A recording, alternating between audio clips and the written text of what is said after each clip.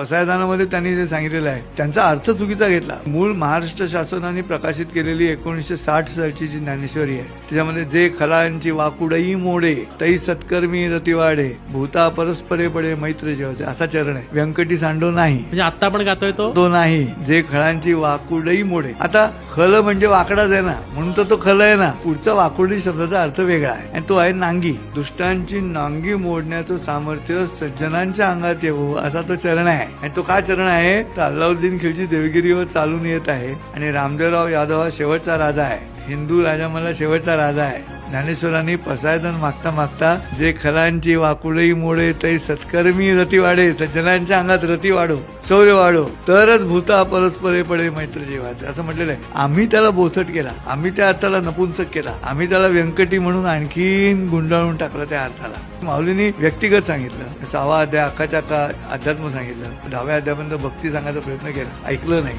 11वा अध्याय विश्वरूप दर्शन, मग अजून घाबरला. 12वा अध्याय भक्ती, मग छडी लागे छमछम विद्या ही गमगम. जेव्हा बहिला 11 विकळ स्वरूप आणि अचानक त्रिभुवन भेदक नाद झाला अतिभयकारक सहस्र सूर्याहून तप्त ते तेज जणू तळपले संगरी विश्वरूप प्रकटले.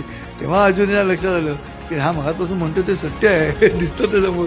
मग 12वा अध्याय भक्ती तयार झाली. राष्ट्र म्हणून जगत असताना माऊलींचे अर्थ सुद्धा या पद्धतीनं बघावे लागतील. आम्ही तसे बघितले नाही, हा आमचा दोष आहे.